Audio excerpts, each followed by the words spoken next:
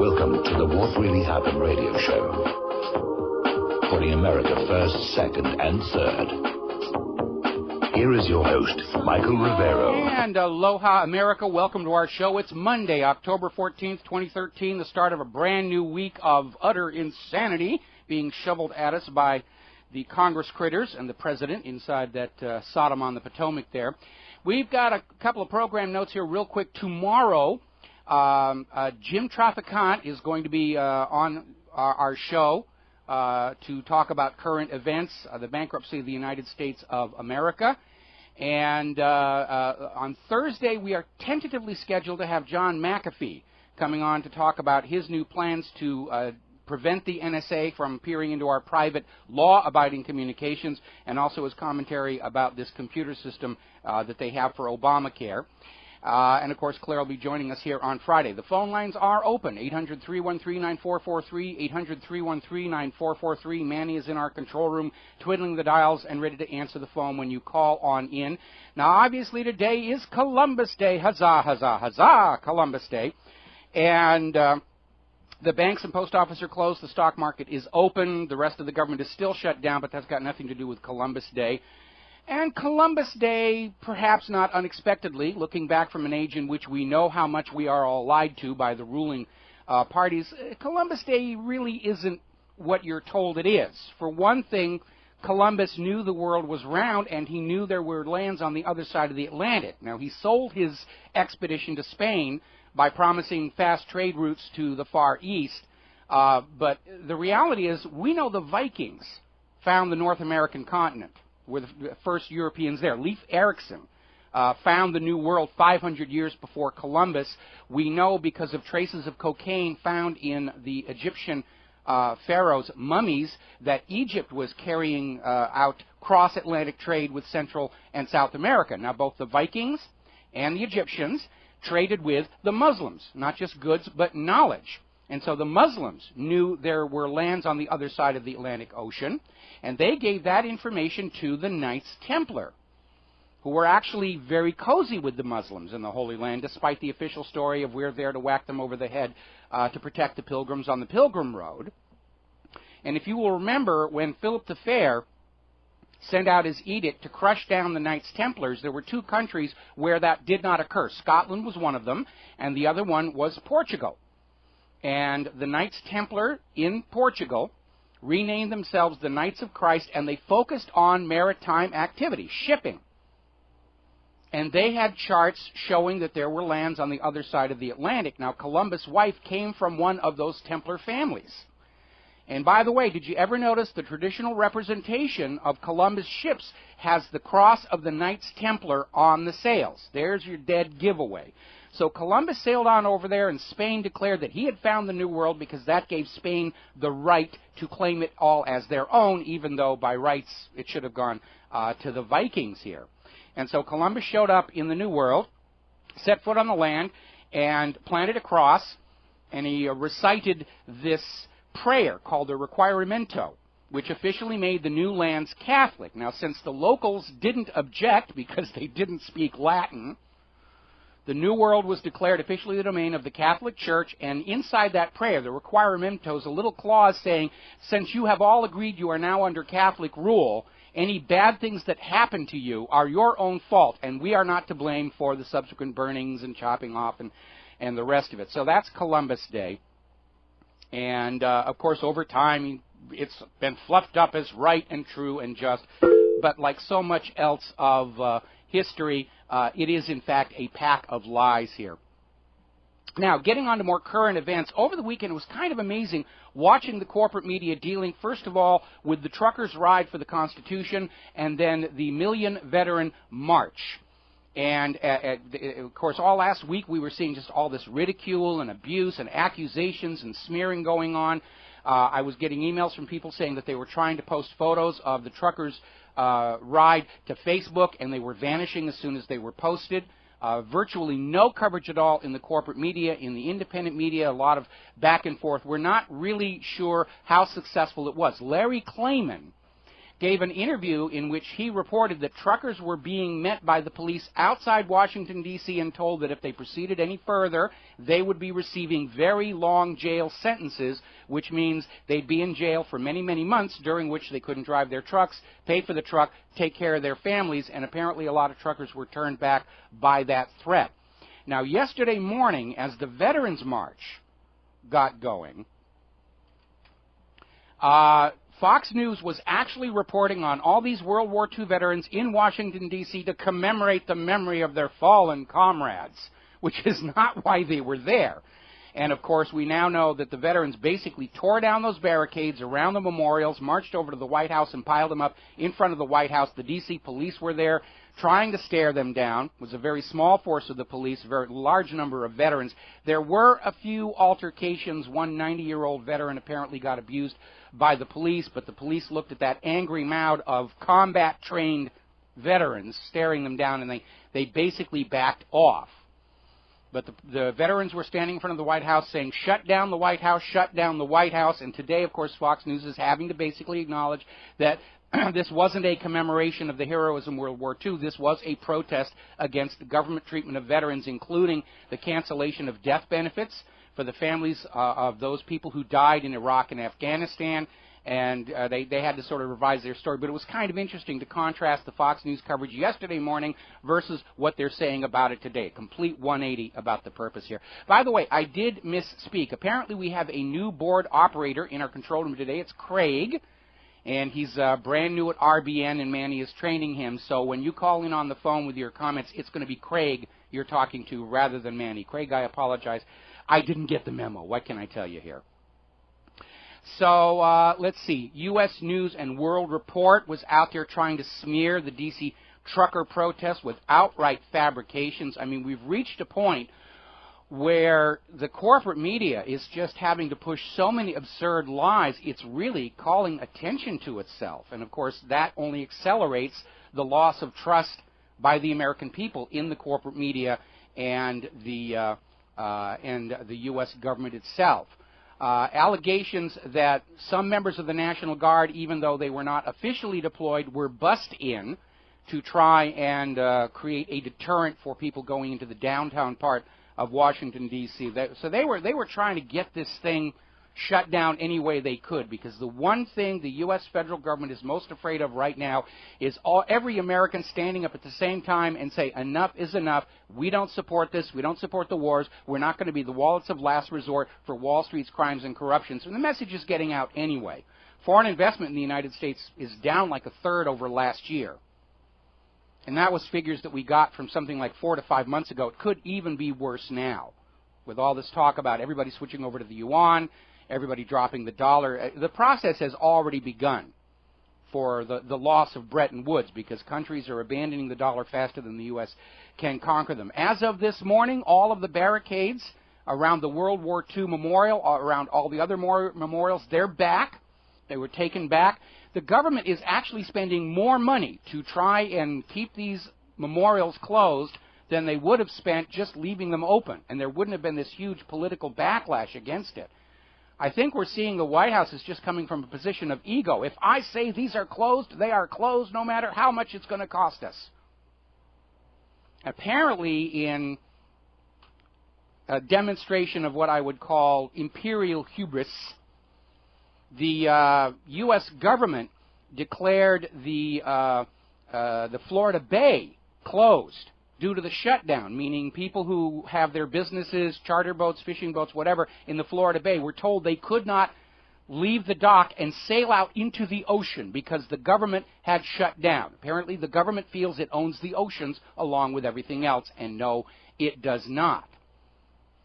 Now, it's kind of interesting. Over the weekend, we're seeing more and more states step in and say, we will take over funding and management of all these national parks. I think it's a good trend, because if the states step in and start operating the country, it only underscores how superfluous the central federal government really is. We'll be back after these words from our sponsors. And aloha, America. Welcome back to the show here. Now, over the weekend, the EBT system, the electronic benefit transfer system, meaning the food stamp system, broke down. People were going into supermarkets to get food for their family, and the little swipe cards would not work. And it was completely unexpected. The system locked up, was unavailable. It was restored yesterday, but it really upset a lot of people because there was no advance warning. Now, Xerox, which has the contract to maintain the actual computer system on behalf of, I think it's J.P. Morgan, actually manages the food stamp program, and they make a huge amount of money out of it. They're saying it was a glitch caused by a vendor system upgrade. And, you know, when I was working in film production, you know, we had an ironclad rule. You don't take the existing system down until you know the new improved system is absolutely up and running perfectly, but apparently that's wisdom that has not managed to percolate from Hollywood to Washington, D.C. And again, it was completely unexpected. A lot of people were really panicked when the system came back up. A lot of people were just going in, maxing out the cards and hoarding the food and taking it home. A lot of people unable to feed their family on Saturday night. And it is a reminder, when you allow yourself to become dependent on a central government and that government can't do its job, you are screwed. This government builds its power base by taking away all your money and then giving it back to you so that you will be thankful for their generosity. And then, of course, when the system breaks down, people get very, very angry. And I think for all those people who are on food stamps, and it's, you know, what, 47, 50 million people now? It's a reminder they cannot rely on this government. And I'm sure a lot of them are thinking of the wisdom, let us keep our money and manage our own lives, our own businesses, our own finances, and our own food.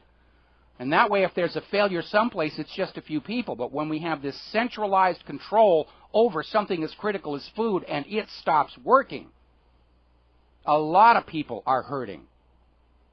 That's the argument against centralization. Don't run everything through one system that when it breaks, everything shuts down. I remember many years ago in Hollywood, there was a computer animation company called Digital Productions, and you probably remember them from the movie The Last Starfighter, which was the first feature film with significant scenes created entirely within the computer.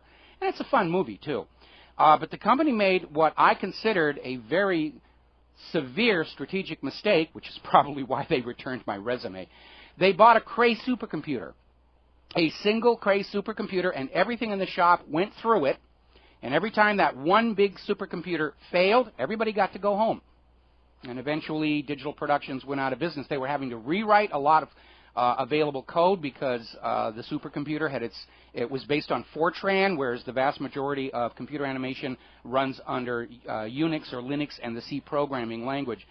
And it was a severe strategic mistake. Today, of course, computer animation companies have learned from their mistake, and they have what are called render farms, which are thousands and thousands of very inexpensive boxes chewing away on the computer animation. So if there's a computer failure, it's just one little box and things keep going.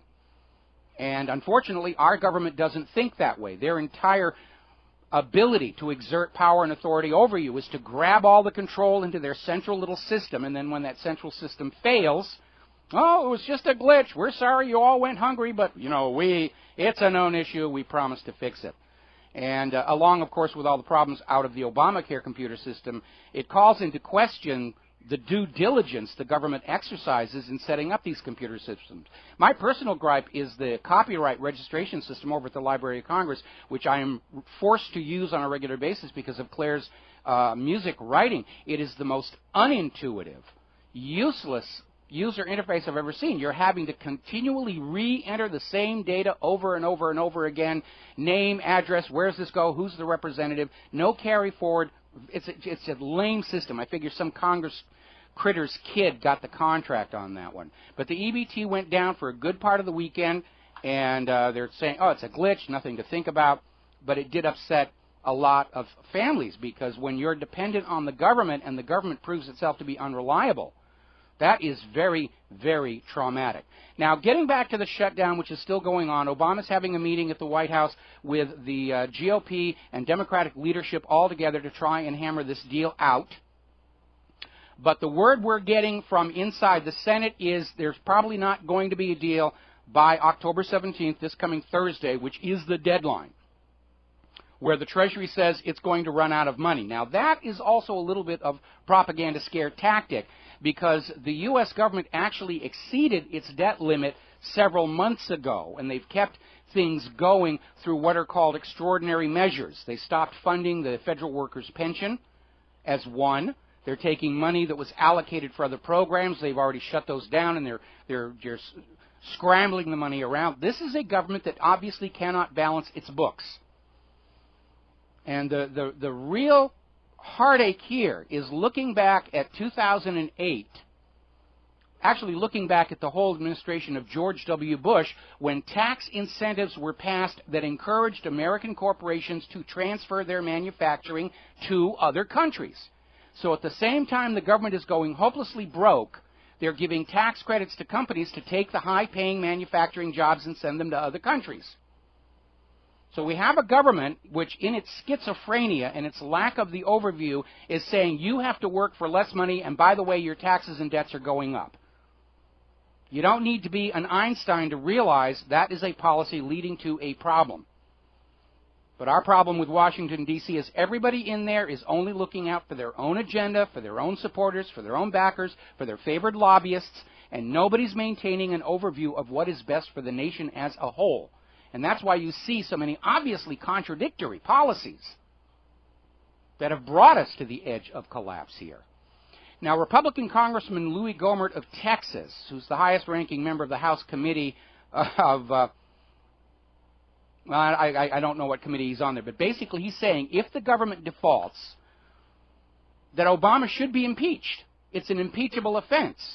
Now, I'm not sure if that really qualifies as a high crime and misdemeanor as opposed to high stupidity and recklessness and disregard for fiscal responsibility, but I think we should impeach the entire government if it defaults. And this is not a new idea, because back in the 1990s, there was a movement across the United States called the Ultimatum Resolution that stated that if the U.S. government debt crossed above $6 trillion, oh, those happy days of fiscal restraint, the federal government would be dissolved, and it was being promoted as a state's resolution. Unfortunately, not enough states signed on to the measure, and it didn't go anywhere. But even back in the 1990s, they were openly talking about if this federal government cannot get its financial house in order, it is time for this government to go. And we know why this government is hopelessly broke. They're showering trillions all over Israel. They're showering trillions all over Wall Street to prop up that Ponzi scheme. They're showering trillions all over the war machine to invade all these other countries to force them back to Bretton Woods. At the same time, U.S. economic policies are undermining the trustworthiness and credibility of the dollar itself. Now, getting into Obamacare, there is a huge security flaw that just surfaced in the system. If you have succeeded in signing up, and you go back in and request a change of your email, the notification of the email change is sent to your new email rather than the old one. That means that if somebody gets your password and hacks into your account and changes the email, you will never find out about it. And that means somebody can get in and start playing around with your numbers, causing all kinds of mischief, and you will not find out about it until the whole system collapses around you. And it just shows this system was nowhere near ready to be deployed. And Obama's pushing it forward because he's looking at that expected $200 billion in additional tax revenues to dangle in front of lenders once the debt ceiling is raised. I'm going to take a break for commercials. We will be right back.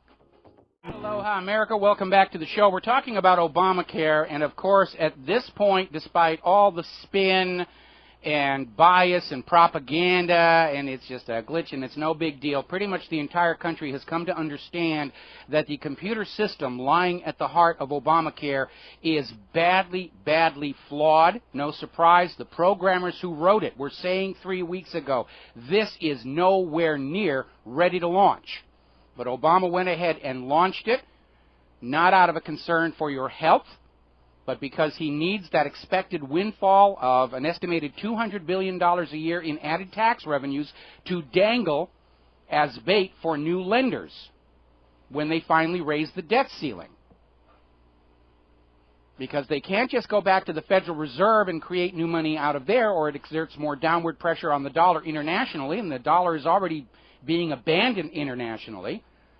So they have to go out to other countries, other private investors, and say, buy Treasury bonds, buy some more of our debt, and they're not going to bite unless the government says, look, we've got these added tax revenues coming in from Obamacare, and we're going to pass a carbon tax, and it's safe for you to loan us money because we will make good on this no matter what, although obviously history puts the lie to that claim. Now, earlier today, Fox News was reporting that many companies, in finally looking closely at Obamacare, are choosing to just go ahead and pay the IRS fines rather than have to deal with the Obamacare system, which means employees at these companies aren't going to be getting the mandated health insurance. The companies will just, sign the check over to the IRS for the fines and lower benefits and wages and salaries to their workers to make up the shortfall. Now, if you go back and you look at Obamacare, which had no provision at all for any additional doctors to take care of the American people, but did create 1,600 new positions at the IRS for enforcement of Obamacare. And that tells you two things. First of all, it is a cash grab. That's all they're really thinking about, grabbing more money from you to prop up their little Ponzi scheme system. And the mere existence of enforcement proves that they know the people of the United States of America do not want Obamacare now that they know what it really entails, now that they're seeing how it raises their health insurance costs, raises the deductibles, intrudes into their private lives to an extraordinary degree. It's amazing how much information they're demanding you type into this Obamacare computer system before they even show you what your health insurance options are going to be. And apparently it also has a little provision in there to make sure that you're registered to vote. What's that got to do with health care? Obamacare is the beginning of the giant computer system that keeps track of all of our lives. And it's an absolute disaster. The people overwhelmingly are opposed to this thing. And Obama is still up there in the White House saying, I, by golly, am His Obamaness, King Barry the First, and you will do what I tell you, because that's the way the United States operates these days. Meanwhile, more eyebrows are being raised over the fact that these two high-ranking nuclear commanders have been fired in recent weeks over what appear to be very trivial issues. And, of course, this comes hard on the heel of reports that a nuclear weapon was transferred from wherever they're normally being kept to somewhere on the East Coast without the appropriate paper trail. And don't forget, of course, that situation with the missing nuke from the Minot Air Base a while back. And so somebody inside the military command is playing fast and loose with U.S. nuclear weapons. And either Obama is trying to cover that up by getting rid of these commanders or trying to basically call off somebody going rogue on behalf of Israel to set off a nuclear weapon inside the United States and say, see, we told you Iran had a bomb. Now, over in Russia, as you're probably aware over the weekend, the Nobel Peace Prize was issued to this chemical weapons organization. And a lot of people in Russia were wondering why Putin got snubbed for the Nobel Peace Prize, given that it was Putin who stepped in, acted like the only adult in the room, and secured this deal whereby Syria has surrendered and is allowing to be destroyed its chemical weapon arsenal. That fits the definition of a peacemaker right there. Putin headed off a U.S. attack on Syria, for which the U.S., I'm sure, will never forgive him.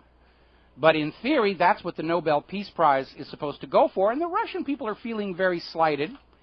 Now, my advice to Putin and the Russians is to forget it. It's no big deal. With the Nobel Peace Prize having gone to people like Barack Obama, Al Gore, Henry Kissinger, Shimon Peres, it's not like the award has any credibility left anyway. The world knows what Putin did. We all know what he did. We recognize his achievement, and we don't need a piece of metal to tell us who really accomplished peace, not just in Syria, but over the wider region, because forestalling the invasion of Syria forestalled the invasion of Iran. And the people of planet Earth, they recognize and will remember what Putin did. And because of the fact they gave the Peace Prize to Barack Obama before he'd ever actually done anything, and he's since proved himself to be a war president, The Peace Prize is discredited. I know when I was a kid growing up, oh, the Nobel Prize, that's the highest award you can win. And it gets politicized. And it really does lack credibility. And I think we've reached the stage where we realize that these gold medals and these plaques and all these things to hang on the wall are not handed out on the basis of merit, but merely as a stage prop to get the public to listen to these people over here spouting the official line because they're recognized authorities with all kinds of plaques on the wall, and pay no attention to these other people over here who are coming from logic, facts, and common sense, but don't get the awards to hang on the wall. It's part of the propaganda. It's part of the dodge. And we recognize that now. So Putin, don't fret about not getting the Nobel Peace Prize. It's not going to embellish your reputation, because we know that prize is a joke, and we know what you did.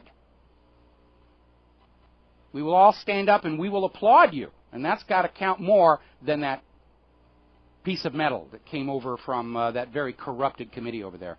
Turning to the economy, we're hearing the word Euroscepticism again as more and more countries inside the Eurozone are getting into serious, serious trouble because they, like America, are enslaved to a private central bank that issues all of the public currency as a loan at interest, with the inevitable result that the nations sink deeper and deeper into debt until the bankers just come in and say, well, you can't pay off this debt that we created out of thin air, so we get to take everything.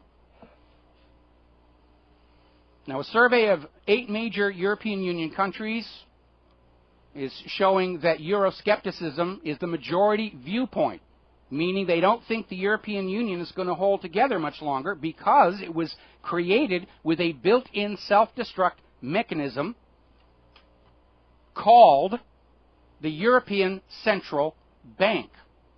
And things are really bad over there. Italy is now going to sell off 50 historic sites to try and pay off their debt, including a fortress, a cardinal's palace, an entire island in the Venetian lagoon. And this is a repeat of what we saw last year when Greece was forced to sell off some of their islands to foreign buyers to pay off this manufactured debt. Now, I would argue that the government of Italy has no right to sell off the collective property of the Italian people, just as I argue the U.S. government does not have the right to sell off or close our national parks and other public assets. But for the money junkies, confiscation of the public property is the last and final step to bringing the world back to feudalism, in which their lordships own everything, including our physical person, and we, the people, own nothing at all. We spend our lives toiling away to rent permission to be alive on the face of planet Earth. That's where they're going with this thing. They're so close to bringing the entire planet back to feudalism. And they're getting desperate to complete it, even as the people of the world wake up and realize that's what's going on, and that's the real reason for this private central banking scam of issuing the public currency as a loan at interest. And that is not the way this country was started. When this country was started, the public currency was handled as a public utility, there to serve the people and commerce, not to reap unearned benefits for a bunch of private money junkies. Now, over in Greece, as you're probably aware, their government is under fire, first of all, because most people don't think it's a legitimate government because of the way it came into power. Remember, the first Greek elections, the anti-banker, anti-bailout party won. The pro-bankers refused to form a coalition to force a second election. The second election was marked by rampant and obvious vote fraud. So the Greek people don't even see that current government as legitimate, and now it's engaged in a major crackdown on opposition. They're arresting opposition politicians. We'll be right back. America, welcome back to the show here. And we're talking about what's going on over in Greece, where the government of Greece, which is seen by many as illegitimate, they're pro-banker, pro-European Central Bank, pro-bailout, pro-austerity, and they achieved power after 2 elections, the second of which was very obviously riddled with massive vote fraud. Now, because of the rising protest and discontent, the Greek government is starting to crack down on every political party that opposed it in the elections, and they're starting with the so-called Golden Dawn, which is being promoted as this Nazi, fascist, dictatorial, dangerous criminal organization. But Golden Dawn was one of the parties that was opposed to austerity and banker bailouts. They were concerned about, they ran on a platform of curing Greece's unemployment, and they did win seats in the parliament. And now the Greek government is cracking down on them and throwing their members of parliament in key members in prison. That's not democracy, which is weird because democracy was invented in Greece in ancient times. And here we have Greece acting like any other third world dictatorship. We're going to enslave you to the bankers, and anybody who says otherwise gets to go to jail. Now, the current government of Greece is moving to very close relations with Israel. And apparently Prime Minister Benjamin Netanyahu is applauding the Greek Prime Minister Antonis Samaras for the tough stand against opposition parties. And that tells you all you need to know about the current Greek government. We're going to grab a phone call here. Andrea in Oklahoma. Aloha, Andrea. Welcome to the show. What's on your mind? Yes. Yesterday they reported on CBS about the freak snowstorm that occurred up north in North Dakota. And they were showing, of course, they received close to 4 feet of snow. All these cattle that froze to death. We're talking about every cow was covered out there. Of course, you know, this is global warming at its best, but it's heartbreaking to see that they lost everything. They absolutely did. You know, it's something, I think at last count it's over 100,000 cattle were killed. It's devastating their beef industry, and of course that means beef prices for the rest of the country are going to go right through the roof. Yes, and I know my grandfather did this. He would put his cows he would rent land maybe 15, 20 miles away, and then when they needed hay, he'd run out there and drop off hay and stuff. And I don't know if this is their policy. I just got back from Flagstaff. And you see miles and miles of cows, and there's no house out there. In Oklahoma, we have planted lots and lots of cedars. They are great for animals to get up under, yes. And they break winds, and the snow could have piled up and made a drift on one side, and those cows could have had a place to find shelter. And instead, they found they didn't have their winter coats yet. And they found them all huddled together trying to stay warm out from all the cold. Well, there's all kinds. Let me cut in here. There's all kinds of things you can do. First of all, there are still cattle drives out in the American West between the summer grounds and the winter grounds. You know, most cattle ranchers do have a certain amount of barnage that they can use to put the cows in when the storm hits, but they got caught off guard because all we've been hearing in the corporate media is global warming, snow a thing of the past, snow a thing of the past. The IPCC came out reselling this whole human-caused global warming thing, and all those cattle ranchers, and I think it was mostly in South Dakota, not North Dakota, they bought into it, and they said, all right, we don't need to move our cows, we don't need to make any preparations, it's going to be a mild winter, and here they got absolutely slammed by it. And I had a discussion with a CBS News producer who keeps sending me stories to include in my website, and I wrote back and I said, is CBS going to report on this massive record-setting snowstorm that killed all these cattle? And he said, that's just for the local affiliates, you know, the nation doesn't care and they don't need to know, kind of an attitude. Yeah, ever since the Caribbean, where they had the BP spill, according to what I've heard from England, the weather has been horrendous over there for the last 2 winters, and they've experienced the same thing with such horrific snowstorms that it has totally killed every animal out there in the meadows. And it's killed a lot of people, too. It's killed a lot of, pensioners who are in their home and they're not able to pay for the additional heating oil and gas. It's not just in Great Britain, here in the United States of America. And it really doesn't have that much to do with the BP oil spill, which, by the way, is in the Gulf of Mexico, not the Caribbean, because these massive snowstorms and heavy winters were starting even before the BP spill. Remember that one year when the UK Met Office was saying this will be the mildest winter on record, and it turned out to be one of the heaviest they'd had in 20 years, because they're still trying to sell this global warming to get a carbon tax from you, and everybody who buys into the official line are being caught totally by surprise. Communities are cutting back spending on snowplow maintenance or acquisition of new snowplows. We had stories from last winter about communities who didn't buy as much road grit as they needed to deal with icy roads, and they ran out halfway through the winter. And this just happened in North Dakota. These cattle ranchers were just entirely too trusting of the corporate media and the government saying it'll be a mild winter, and they got caught completely off guard.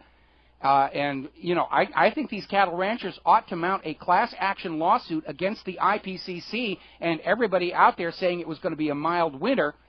And again, all of this goes back to the solar output, which is the dominant control of climate here on Earth. And the whole computer modeling that IPCC put out to prove that humans were causing global warming specifically excluded exterior factors like undersea volcanoes and solar activity. Right now, the sun is at the lowest level of activity seen in the last 100 years, which basically is as long as they've been able to scientifically study the sun. And it looks like we're going into a new Maunder minimum, and we're going to have a very, very hard winter. And you'd better be prepared for it. And, you know, everything that you need to do to keep your pipes from freezing, to keep your the coolant in your car from freezing, it's going to be a hard winter. We're already seeing that hit. Well, I'm mad as you know what, and I hate it every time they bring up global warming, and I wish they'd stop because, you know, things like this are happening and weather's just weather, but no, I don't know what we can do about it other than I'd like to fire them. I want them out of there. We can just scream bovine excrement at them every time they come out with human-caused global warming, because the agenda behind that hoax is the same as it is behind Obamacare. The U.S. government is desperate to have new tax revenues coming in that they can use as bait to get people to lend it money once the debt ceiling is raised. And it's a complete lie and a hoax. It's just a cash grab. And that's really all it is. This government's only priority is to somehow get more money out of the American people so they can justify getting new lenders to come in and try and fund the operation a little bit further. And they know it's going to crash eventually. Right now, everybody in Congress and Barack Obama himself, their goal is to put the final crash off until it's somebody else's administration that will go down in the history book as presiding over the crash of the United States of America. And that's all they're thinking about right now. Well, every time they talk about impeachment, I get my hopes up, and it's like, let's just get the rest of them out of there, and I'll let you go. Thank you for all you do. All right, thank you. Yeah, we got to impeach the entire government, because what's going wrong with this country, it isn't just the Republicans, it isn't just the Democrats, it isn't just President Obama, it wasn't just President Bush. It is a systemic problem with a government that has been completely co-opted by the financial interests of this country, and that is why it is a fascist economic state tending toward fascist dictatorship. And Obamacare and its intrusion into your personal medical care, I mean, there's a provision in Obamacare that says the state has priority over the parents for deciding what medical care children will get. They're treating you like livestock. They're not treating you like human beings deserving of rights and respect. It's coming on. All right, we got to take a break for Phyllis Shapley and commercials. We got another caller waiting on the line that we'll get to just as soon as we come back from these words from our sponsors. Aloha, America. Welcome back to the show. We're going to grab some phone calls. Ralph in California. Aloha. Thank you for waiting. What's on your mind today? Hello, Michael. It's nice. It's a pleasure to talk to you again. About the EBT fiasco. Over in Louisiana, apparently they had unlimited buying power. Yeah. Walmart. They emptied out the stores. Well, you know, and it was a matter of character of, it tells you the people there or just how people would react against character-wise. Well, now, wait a minute. Let's be fair here. You know, obviously with these food programs that Claire and I are involved in, we talk to a lot of people on food stamps, and it's simply not sufficient. And so if all of a sudden you're in your store and the card is showing no limit, obviously you're going to stock up on food, you know, to be able to feed your family for a while. So I don't actually blame the people who took advantage of that glitch one tiny bit. My question is, well, if it's food, I don't have a problem with food. If it's like buying TVs, if they're able to, I don't know. I didn't really go into detail on that. Or they were just stuffing their carts. And I understand in that sense, but I think what I'm going at is I think it was by design that the glitch was supposed to be to see how people would react. Did you say there was other areas where people could not use their EBT cards? For the vast majority of the country, the cards were not usable at all. They weren't able to get any food at all. And if this was by design to see how people are going to react, it's not like we don't know how people are going to react when their dependency on the government gets shut off. They're going to get very, very angry. The fact that Louisiana went the other way and had unlimited funds in those cards, I think it really was a glitch, and it basically shows that the government is spending so little on the social structure that these problems are going to show up. All the money is going into military development, and they're not even doing very well over there when you look at the F-35. I think it's just a sign of the inherent weakness in our current governmental structure. They're just spending the absolute minimum to get these things together. They're put into operation with lots of flaws in them. I don't buy into the idea that this was intentional, certainly because the timing, when the American people are already getting angry and storming into Washington, D.C., cutting off the food stamps, that's a very reckless thing to do. And if this government thinks that the American people are going to be cowed down because the food stamps are being cut off, I think it's likely to, I think it did provoke the exact opposite reaction. Sure, I agree. I think people just start looking at the administration as just, it'd just be a negative, bad PR move. Yeah, it is, and we've seen so many of these bad PR moves coming out of Washington, D.C., and either they're all on SSRIs or they're still trying to play the game by the rules that worked in the 1950s and 1960s at the height of the Cold War, and those days are gone forever. I agree. That's why you have Jay Rockefeller out there saying, the Internet should never have been invented. Well, what he means is the Internet should never have been allowed to go public because it was originally created just for government and military use. And it was never intended to be available to the general public. But it is, and that's the new reality. All right, we're going to let you go, Ralph. Switch over to Dave in Sacramento. Aloha, Dave. Welcome to the show. What's on your mind? Dave, are you there? Okay, I guess not. Let's switch over to George in Texas and see if Dave comes back in a little bit. George, aloha. Welcome to the show. What's on your mind? Okay, we seem to be having some problem with our phone system here. Can we get George in Texas? All right, well, we'll come back to the calls here in a little tiny bit. It's that darn hamster in the wire wheel that powers all of this stuff here. I guess they forgot to feed him this morning. Now, Israel is making a big deal over this supposed tunnel they found reaching from inside Gaza into Israel.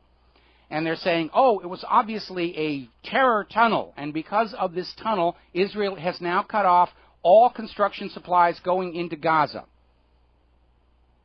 Now, I am very suspicious of this for a wide variety of reasons. First of all, anytime I've ever seen a video of the tunnels that are being used to smuggle food and medicine into Gaza, they're always just holes in the dirt with maybe a little wood shoring.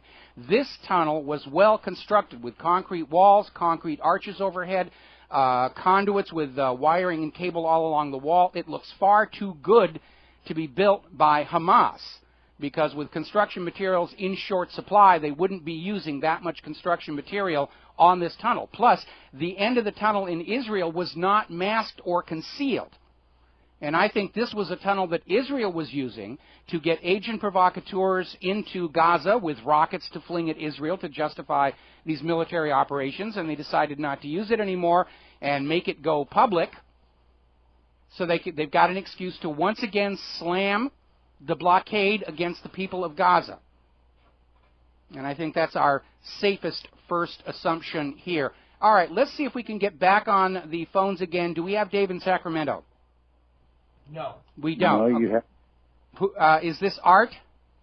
Hey, Mike, how's it going? All right, Art, how you doing there? What's on your mind today? Talking about food stamps, I find it a little humorous. We hear all this talk about when the system goes down, the economy collapses, blah, blah, blah. 3 days worth of on your grocery store shelves. And I kind of, and this is going to go to get into food stamps, but I kind of have to laugh when I hear that, because anyone who, like myself, has been around when you have a hurricane or something bearing down on you, the stores are bare within 24 hours. So if we have an economic collapse, do you honestly think you're going to have 3 days worth of food on the shelves in the grocery stores? Common sense tells you absolutely freaking not. No, I remember the last time we had a tsunami warning coming in here to Oahu, and, I was down at the supermarket when it opened, and people were fighting over shopping carts trying to get in there and get bottled water and everything. You're absolutely right. When there's a major crash, everybody's going to head for the supermarket and get everything that they can, which is, obviously common sense. You should have a certain amount of food on hand in your home to get through this disruption. Right, and that brings me to what I was calling in about. Yes. So we know that this won't be just on the Gulf states. This will be a nationwide thing. Yes. So let's look at what happened in all of these states where people were just livid over the fact that their food stamp cards wouldn't work, their EBT cards wouldn't work. And I mean, they were talking about it's time to riot in the streets and blah. Now just think, if that was what you had, that kind of panic just for a temporary glitch in the system, imagine, let's just say, we know that we're expecting some kind of event somewhere. We got missing nukes. We got this whole thing going on with the commanders in the nuclear arsenal being fired and all of this crazy crap going on. We got the Grid X exercise coming up in November. What do you think would happen if what we've been expecting, some sort of false flags, some sort of event, maybe a series of false flags? We've got, 10 or so different exercises coming back to back, plus the October 1st deadline for preparations in Region 3, FEMA Region 3. Can you imagine if our greatest fears become manifest during this Grid X exercise and no one can access not just their EBTs, but their bank accounts and everything else? What the perfect opportunity. No, it absolutely is. The question is, the government is prepared to wage war on the American people. The question is, can they wage war on all of them? And the answer to that one is no. And I think that's why earlier this year they were trying to set up a confrontation that could be used to justify a national emergency, but it was a small, controlled confrontation they knew they could win. I think that was the plan behind Adam Kokesh's armed march into D.C. Then they were trying to get race riots going with George Zimmerman. That didn't work because the American people are now very suspicious of everything the government is doing. But when the economy crashes and the banks start grabbing your money in your safety deposit boxes and EBT won't work anymore, you will have nationwide riots, and this government really can't put all those down at the same time. They don't have the resources or the manpower, and it just, when they start doing those kind of things, it'll only underscore the fact it is no longer a legitimate government of the people, and that'll just get things going even worse. I'd like to avoid it, but it does seem we're headed that way. We'll be right back after these commercials. Aloha, America. Welcome back to the show, and we're going to go back to the phones. Jim in Georgia. Aloha, Jim. Welcome to the show. What's on your mind? Jim in Georgia, are you there? Okay, do we have Dave in Sacramento? Okay, we seem to be having some issues with our telephone system today. And, all right, so let's get back to the news here, and we'll try and get back to those callers as soon as we can. And I apologize for all the technical glitches we're suffering today. All right, we are getting word that Israeli settlers have once again stormed Al-Aqsa Mosque, running in there and raising the flag of Israel inside the mosque. As you know, it's a very contentious piece of ground. Personally, I think the world would be much better off if an asteroid came down and just wiped out that whole area. What was that wonderful line from the movie Kingdom of Heaven? Every rock, every stone, everything that drives men mad. They're absolutely right. Now, just imagine Israelis invading your local church and hoisting the Star of David over it, which is, of course, what the flag of Israel is. And now you'd understand why the Muslims are upset. We're going to go back to the phones here. Dave in Sacramento. Aloha, Dave. Welcome to the show. What's on your mind? First, the global warming issue. I kept track of the temperatures in the South Pole during our summer, which is their winter. And for months on end, the temperature at the South Pole was recorded as extremely cold. Yes. So when they say extremely cold down there, That's cold. Okay. Well, we know that the Arctic ice extent grew something like 60% over last year, and obviously Mother Nature is not going along with all the dire warnings of the carbon Nazis from 10 years ago, and they're basically trying to use the corporate media to convince people to not look out their windows at the snow and ice, but just believe these very expensively produced graphics that tell you the world is still warming, it's all humans' fault, and you have to pay a carbon tax and buy carbon credits. And it's all just a cash grab by a government that is absolutely dead broke, can't get its spending under control, and their only solution to every problem is inevitably find some way to take more money away from the American people. The message from this government and Wall Street is always the same when you get down to the bottom of it. You must make do with less so we can have more. You must make do with less so we can have more. And that is getting to be a very, very tough sell in this day and age. Absolutely. The second thing is how the government can control the weather. Okay. Mm-hmm. Do you remember during the Clinton era? Yes. Hello? Dave, are you there? Okay, we seem to have lost Dave in the middle of his talk about the Clinton era. Can we switch over to Jim in Georgia? Jim, are you there? This is Jim in Georgia. How you doing? I'm doing fine. Very glad to be hearing you. They're playing with your signal again today. It's that hamster. That they didn't feed the hamster, and he just keeps stumbling in that wire wheel. I know. You're on the air. You're off the air. Michael, I wanted to talk about, they came out with the cost of living this year. They said it only went up 1.5. It's the lowest since 1975. Mm-hmm. The government for the SSI and the disabled people. And it tickles the hell out of me because our cost of living here, basically, groceries went up $16.75 a week. That's $871 a year. Our insurance and everything. I figure out it's gone up 5.6 this year. And I know you help feed hungry people and shelters and stuff like that. And you know yourself it's gone up more than 1.5. Well, the government's official cost of living increase is cherry-picked from indicators, and they exclude cost of food and cost of fuel in order to get a number that is politically expedient. Just like they rig the unemployment numbers, just like they rig the stock market, it's all carefully crafted illusion. But I remember back in the Reagan years, he eliminated housing and automobiles from the cost of living. Yes.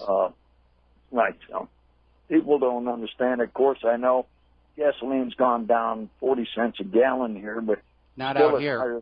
Well, last year. Well, here I think it's $3.08 a gallon. Some places, but it's about $4.60 a gallon here in Hawaii right now.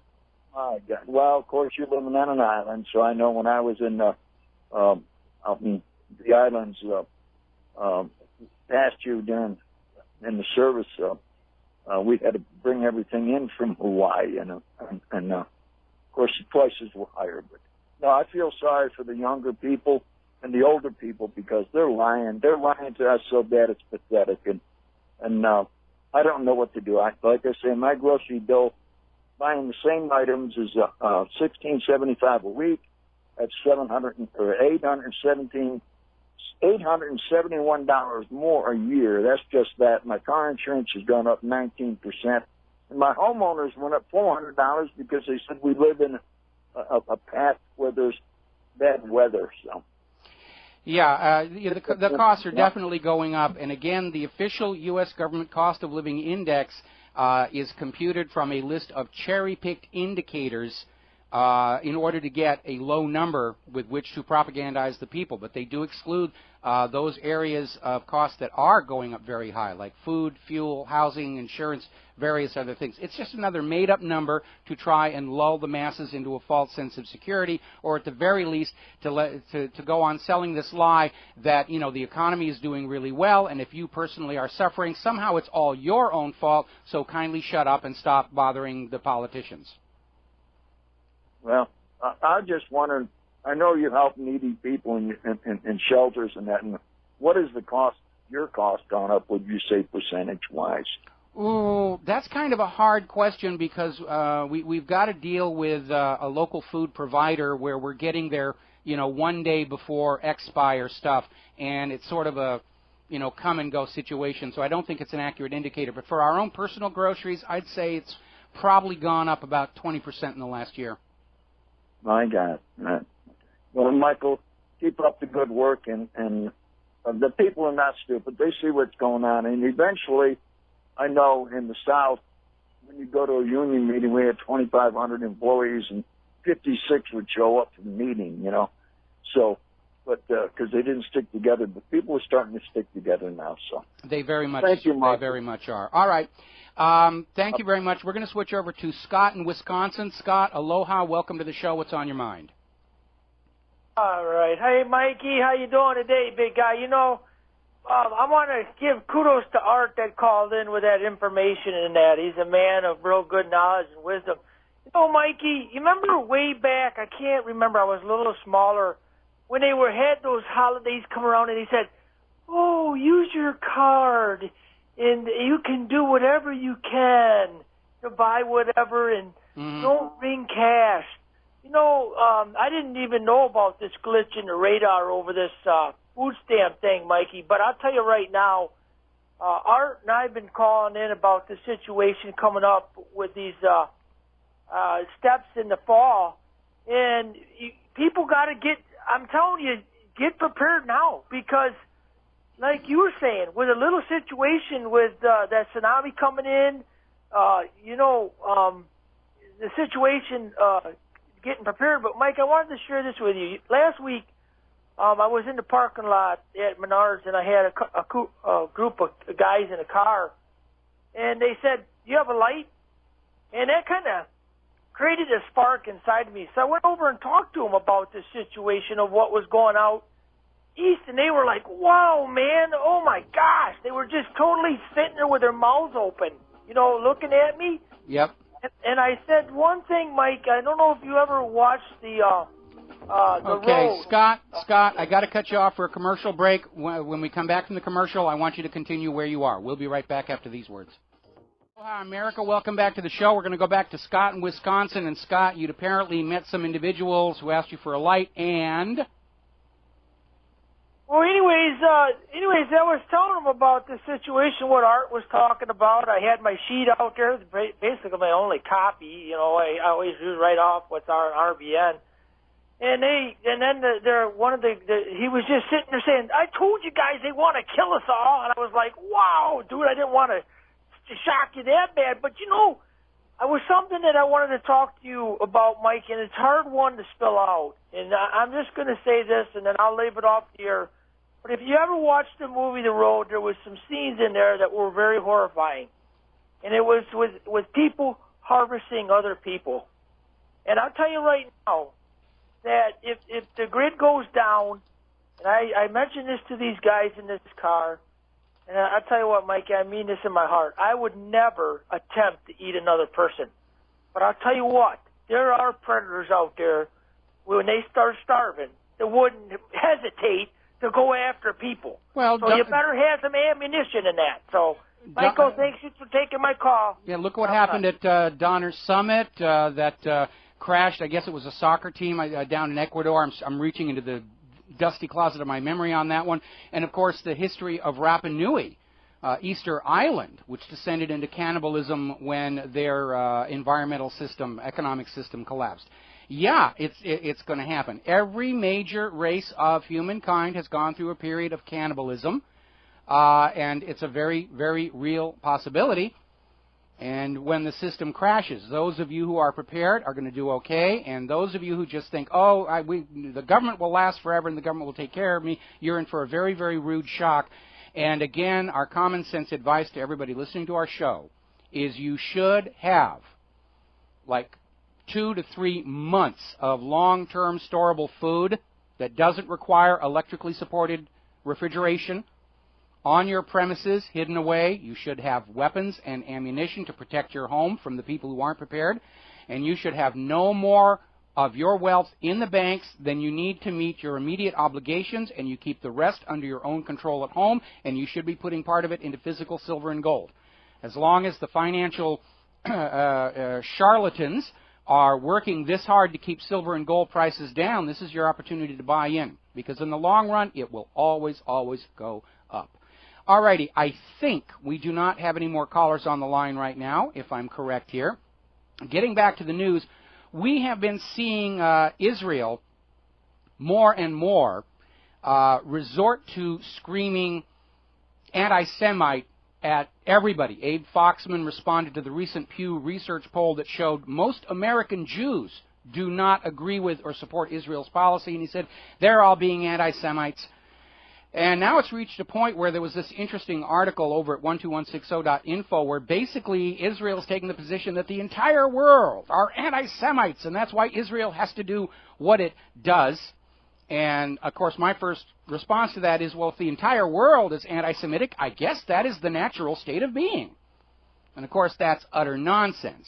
Now, anti-Semitism is hating a particular people because of their ethnic background or religion. That would include not only the Jews, but also the Arabs who are Semitic. Opposition to Israel has nothing to do with who they are or what their religion is. Opposition to Israel's government rests firmly in how it behaves and what it does. And Israel gets by screaming, anti-Semite, you're a Jew hater, because they don't want to actually talk about what's going on. They don't really have answers for the questions. Their only answer is, the world hates us, we must be on guard, we have to have nukes, they can't have nukes, we have to be in control of the world's money, and so forth and so on. And it's all based on their religious obsessions. It's not based in reality. And Israel's literally always looking for what's called confirmation bias. When somebody is firmly enslaved to a belief, they look for things that will confirm that belief and cannot see those things that don't confirm it. We saw that back in the Middle Ages during the witch hunters, where people were paid to go find witches, and they saw witches everywhere. And anything that happened unusual was a confirmation of witchcraft. And anything that called into question the validity of the belief in witchcraft was simply ignored, or the person was burned at the stake. It's a very, very dangerous situation when you have that kind of mental illness as a national governmental policy. Even the people in Israel don't support the government of Israel. They had riots and protests all over there. They put up a guillotine in a plaza in Tel Aviv. There's a clear, unambiguous message for you. Now, the good news is, as I've mentioned many times before, Israel has played anti-Semitism so many times and so often, people just aren't paying attention any longer. It's lost its shock value. 20, 30 years ago, if somebody said, oh, you're an anti-Semite, no, I'm not an anti-Semite, and you'd work to prove that you did not deserve that label. And these days, nobody cares anymore. You're an anti-Semite. All right, if you think so, I don't care. Just don't care anymore. Now, speaking of Israel, do you remember last year when the body of Yasser Arafat was exhumed with the permission of his wife in order to conduct an autopsy as to his cause of death? And they were looking for evidence that he had been poisoned by polonium-210 based on studies of his personal effects that he had been in his possession at the time he died, being contaminated with polonium-210. So there was a big back and forth about the autopsy, and they had the autopsy, and supposedly the results from that autopsy were due to be released last June. This is now October. And for some reason, the results of the autopsy have never been made public. It might be embarrassing to somebody, but apparently the British medical journal Lancet just put out a peer-reviewed research paper going back and looking at the results of the research done by the Swiss scientists, and they found exactly the same thing. Yasser Arafat's personal effects and samples from when he was on the verge of death are heavily contaminated with polonium-210. The official autopsy has been politicked into invisibility, although the usual anonymous sources were claiming that the autopsy showed he died of AIDS, with absolutely no support for that whatsoever. Now, the thing about polonium-210, and it's been used as an assassination weapon many times, such as Alexander Litvinenko, who was a suspected Russian-Israel double agent, was killed with polonium-210. And polonium-210, it doesn't just kill the victim. It is a most lingering painful and horrible way to die. So they're not just killing their victims. They are deliberately picking the most cruel method to do it. And it appears that's what happened to Yasser Arafat. And all of the politicking to keep the official autopsy results hidden from the public appears to have failed, because now we've got these Swiss scientists who came out and discovered polonium-210, contaminating his artifacts, now been confirmed by a peer-reviewed article in Lancet, the British medical journal. Now, getting over to Iran, as they head into the P5+1, we've seen Israel and the U.S. adopt what they're calling the Red Line strategy, and they're co-opting the name from Netanyahu. But basically the strategy is an old one, of going into a negotiation by saying, you must agree to something first before we will even talk. And of course what Israel is promoting and the United States is echoing is that Iran will shut down all of its nuclear infrastructure. Not just its non-existent weapons program, but the power station, the medical isotopes, everything. Just scrape it out down to the ground and throw it away. That's the opening move of Israel and the United States. Iran has come back reasserting that it is a signature to the Nuclear Non-Proliferation Treaty along with the United States, which gives it the legal right to have nuclear power, medical isotopes, and other non-weapon industrial uses of nuclear technology. And Iran has come out with their red line, saying that sanctions have to be reduced before they'll sit down at the table. So already on both sides, the P5+1 is going to accomplish nothing. Nothing at all. Now, despite that, John Kerry, in a recent statement to AIPAC, the Israeli lobby that has a hammerlock on the U.S. government, but it's starting to slip, is basically saying the window for diplomacy with Iran is now cracking open. It is possible that we could achieve a peaceful resolution to the Iran nuclear crisis, which doesn't really exist anywhere except in the imagination of Israel's government. And again, in all the years of inspections and surveillance and monitoring by the IAEA, there has been no hard evidence of weapons development by Iran. None at all. All the weapons development is over in Israel, which still refuses to sign the Non-Proliferation Treaty, refuses IAEA inspections, is known to be building nuclear weapons, was caught trying to sell nuclear weapons to other countries, and they're pointing the finger at Iran and saying, they're bad, go hurt them, hurt them. Got to take a break for commercials. We will be right back. And aloha from, and welcome back to our show. Okay, do we have a caller on the line, Bill from Idaho? Okay, I guess we don't. All right. I was having trouble interpreting the little paw prints of the hamster on our screen here. So anyway, up in Afghanistan, now you probably remember Afghanistan. We've been at war in Afghanistan longer than we were in World War I or World War II. And Obama came into office in 2008 promising to end the war and bring our kids home, and then it's sort of mission creep, and then they were talking about pulling our kids home from Afghanistan next year in 2014. Well, looks like they were fudging about that one too, because Kerry is over there in Afghanistan talking with Afghan President Hamid Karzai, who began as a consultant for UNICAL all the way back in Congress in the 1990s, saying that they had to change the government of Afghanistan because, gosh darn, that Taliban, they weren't going to sell U.S. oil companies a pipeline right of way for the price the U.S. oil companies wanted to pay. And so it's just cheaper to send other people's children into Afghanistan to take the place over, get rid of the Taliban, start the opium poppies blooming again, bumper crops of opium there, and get their little pipeline. But in order to keep the place under control with the Afghan people who don't like outside governments coming in and installing former oil company executives as the president, they've had to keep the U.S. military presence there. And so now they're in negotiation with Hamid Karzai for U.S. forces to remain in Afghanistan after 2014. There's a second reason for that. When the U.S. invades Iran, Russia has already said they will pour in material support to Iran, turn it into a new Vietnam, and grind the United States down in a war of attrition, which Russia has the economy to do, and the U.S. does not have the economy to withstand. Now, supporting Iran by air will be very expensive, so they're going to be relying on ground transportation, ground convoys, and there are two major routes for Russia to supply Iran. One is through Afghanistan, and the other is through that land bridge between the Black Sea and the Caspian Sea.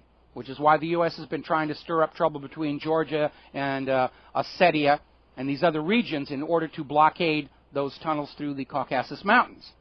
And so now, if the U.S. is going to invade Iran, and they are, they have to keep their forces in Afghanistan to be able to prevent Russian supply convoys coming on through that way, and that's why they're talking about keeping our kids in Afghanistan after 2014, because we're going to need them to fight the Russians. And supposedly they have a deal to keep our troops in Afghanistan, but it is stumbling on the issue of jurisdiction. And that's a very polite word for the fact that American troops in Afghanistan are committing all kinds of heinous crimes, killing innocent people, rapes, robberies, burglaries, and because of the current arrangement with the United States of America, they cannot be prosecuted by the Afghan authorities. They're immune. Afghanistan is told, don't worry, military justice will take care of these crimes, which basically never happens. So that's the deal. But Hamid Karzai is saying they're close to a deal. Now, Hamid Karzai himself is at the end of his term. He's only going to be in office for another 5 or 6 months. And so this is his leaving office political favor to his American masters, who, after all, did make him the president of Afghanistan. But the underlying point here is that every time the U.S. government has said we're going to end the situation in Afghanistan and bring our troops home, they have lied to you, they have lied to you, they have lied to you, they have lied to you. So that's another reason why anything this government or corporate media says should be taken with a gigantic grain of salt. Protests in Sudan are picking up again. They're very unhappy over there. Now, over the weekend, very interesting story broke. And it involves a gentleman by the name of Larry Nichols. Now, Larry Nichols is a figure from the days of the Clinton administration. He was involved with them when Clinton was the governor of Arkansas. He was overseeing the U.S. end of that Iran-Contra pipeline out of the Mina airport. They were running all this money laundering operation through Whitewater, Flowerwood, Castle Grand, all these land flips going on, Madison Guarantee, and all the payouts going through the Arkansas Development Finance Authority. And Larry Nichols later on went public with some of the bad things the Clintons had been doing and their involvement in U.S.-sanctioned drug trafficking. And over the weekend, Larry Nichols went public saying that he worked as a hitman for the Clintons. Now, because murder does not have a statute of limitations, he's inviting reprisals against himself. But if he was doing these crimes at the behest of the Clinton crime cartel, they're involved too. They can't arrest Larry Nichols for murder without dragging the Clintons into it. And I think maybe Larry Nichols is very leery of seeing Hillary run for the White House in 2016, as am I. And paired with that article at the front page of WhatReallyHappened.com, I relinked to a very old page from my website, The Clinton Body Count, about all the people who were associated with the Clintons who died under very mysterious circumstances. First and foremost, White House Deputy Counsel Vincent Foster, which is the case that inadvertently launched my career as a truth activist, a blogger, and talk show radio host. 20 years ago, this next spring, I will have been doing this for 20 years. And I never imagined it was going to last this long or that I would wind up doing this as a full-time occupation. But with Larry Nichols now coming out and basically confessing that he worked as a paid hitman for the Clintons, that's probably going to stir up a real hornet's nest. Or, more likely, the corporate media and the government will just pretend they didn't hear it, and that will be the end of it. Because they can't go after Larry Nichols without dragging the Clintons into the mess. Now then. More allegations here that the World Health Organization conspired and colluded to cover up the serious problems in Iraq resulting from the use of depleted uranium munitions. There's been an epidemic of severe birth abnormalities among not only the Iraqi people, but among our returning Iraq veterans. Now, the depleted uranium munitions, when they are still solid, are sort of kind of relatively safe. The problem is when they are used and fired, the depleted uranium vaporizes, and it mixes in with the dust. And when the wind comes up, those sandstorms they get, the dust blows everywhere. People inhale it, including our own troops. And our Iraq veterans, after they return home from service and they get married and they start a family, they are experiencing a major epidemic of severe birth abnormalities. What a horrible, tragic punishment for taking part in America's military adventurism. And this is one of the things that the U.S. government has tried to hide from the American people about how the use of depleted uranium just absolutely curses the target nation with all of these medical problems. We even saw that in the aftermath of Vietnam, where Agent Orange was triggering serious health consequences for the people of Vietnam, including major birth defects. But the war hawks, their whole attitude is whatever it takes to win now, and if it creates problems, that's somebody else's problem to deal with in the future. Very, very short-sighted. I want to talk a little bit about the economy as we head up here to the top of the hour. We've been talking about the payday loan companies and how they're basically operating almost as licensed loan sharks, getting to be huge, abusive practices against people who have been harmed by the economy.